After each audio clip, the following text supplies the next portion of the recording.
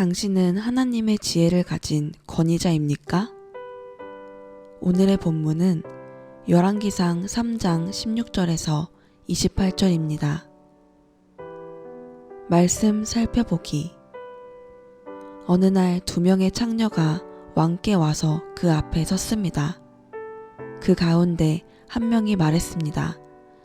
네 주여, 이 여자와 제가 한 집에 살고 있습니다. 저 여자와 집에 같이 있을 때 제가 아기를 낳았습니다. 제가 아기를 낳은 지 3일째 되는 날, 이 여자도 아기를 낳았습니다. 우리는 함께 있었고 집에는 저희 둘 외에 아무도 없었습니다. 그런데 밤중에 이 여자가 자기 아들을 깔고 눕는 바람에 아기가 죽고 말았습니다. 그러자 저 여자는 한밤중에 일어나 제 곁에 있던 제 아들을 데려갔습니다. 제가 자고 있을 때 말입니다. 저 여자가 그 아기를 자기 품에 누이고 죽은 자기 아들은 제 품에 뉘어놓았습니다. 다음날 아침에 제가 일어나 아들에게 젖을 먹이려고 보니 아기가 죽어 있었습니다.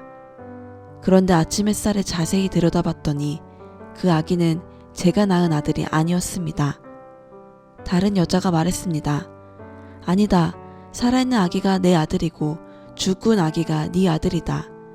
그러나 첫 번째 여자가 반박했습니다. 아니다. 죽은 아기가 네 아들이고 살아있는 아기가 내 아들이다.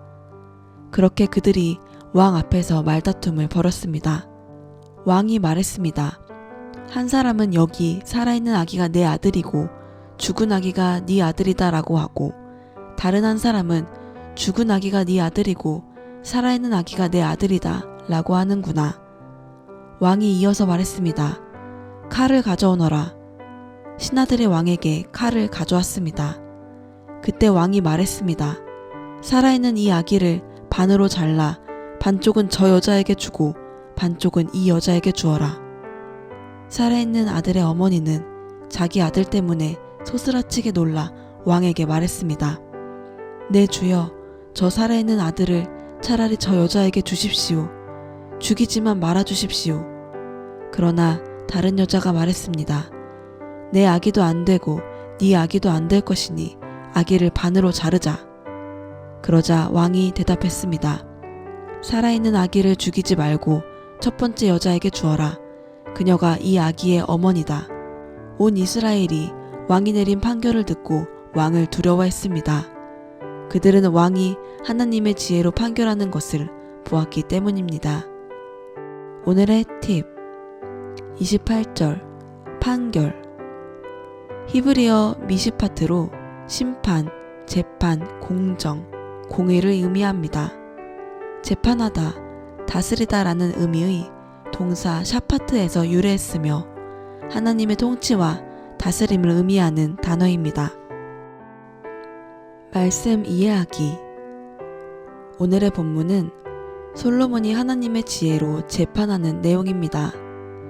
두 여인이 살아있는 아기와 죽은 아기를 데리고 와서 서로 살아있는 아기가 자기의 아들이라고 주장하는 상황입니다.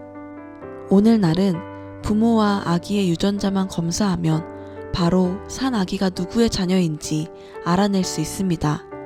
그러나 솔로몬 당시에는 그런 과학기술이 없습니다. 그러므로 판결하기 매우 어려운 재판이었습니다. 어떤 변호사는 솔로몬의 재판은 증인이나 증거에 근거하지 않은 아주 위험하고 잘못된 재판의 예라고 말하기도 합니다. 그러나 주목해야 할 점은 재판의 내용이나 방식이 아니라 솔로몬이 하나님의 지혜로 판결했다는 점입니다. 솔로몬은 형 아도니아의 반란으로 인해 갑자기 그것도 어린 나이에 왕이 되었습니다. 재판을 통해 하나님의 통치를 이스라엘 가운데 이루기에는 듣는 마음과 분별력이 부족했습니다. 그래서 그는 하루에 1,000마리의 짐승을 번제로 하나님께 드리면서 하나님의 도움을 간절하게 구한 것입니다. 분명한 것은 하나님께서는 솔로몬의 간절한 기도와 간구를 들으셨고 그에게 지혜롭게 분별하는 마음을 주셨다는 것입니다. 그리고 왕이 하나님의 지혜로 판결하는 것을 본 온 이스라엘이 왕을 두려워하게 되었다는 것입니다. 이것이 열왕기의 저자가 원독자에게 말하고 싶은 핵심입니다. 여기서 세 가지 교훈을 얻을 수 있습니다. 첫 번째 교훈은 하나님은 간절하게 구하는 자에게 가장 선하게 응답하시는 분이시라는 것입니다. 너희 중에 누구든지 지혜가 부족하거든 모든 사람에게 후히 주시고 꾸짖지 아니하시는 하나님께 구하라. 그리하면 주시리라. 라는 말씀에 의지하여 하나님께 지혜를 구하는 일을 멈추지 마십시오. 두 번째 교훈은 하나님은 자신이 세운 사역자의 권위를 직접 세워주시는 분이시라는 것입니다. 사람들은 솔로몬이 하나님의 지혜로 판결한 것을 보았고 그래서 왕을 두려워했습니다. 하나님의 백성은 하나님의 지혜로 행하는 자이고 그래서 세상을 향해 권위를 갖는 자입니다. 하나님의 지혜로 권위를 갖는 자가 되십시오. 세 번째 교훈은 솔로몬이 하나님의 지혜로 재판을 해 이스라엘에 하나님의 다스림과 통치가 이루어지도록 했다는 것입니다. 하나님의 백성은 하나님의 지혜를 가지고 행함으로 이 땅 가운데 하나님의 통치를 실현하는 삶을 살아야 합니다. 현대 그리스도인도 꾸짖지 아니하시고 후히 주시는 하나님께 지혜를 구하고 그 지혜롭게 행함으로 세상을 향해 권위를 가지며 이 땅에 하나님 나라가 임하도록 살아내야 합니다. 이것이 선하고 아름다운 그리스도인의 구별된 삶입니다. 말씀 따라 살아가기.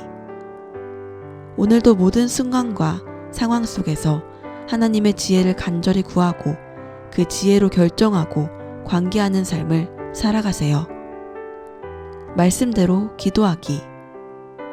그리스도인 교육자들이 하나님의 지혜로 학생들을 교육함으로 이 땅에 하나님의 나라가 임하는 일이 속히 이루어지도록 함께 기도합시다.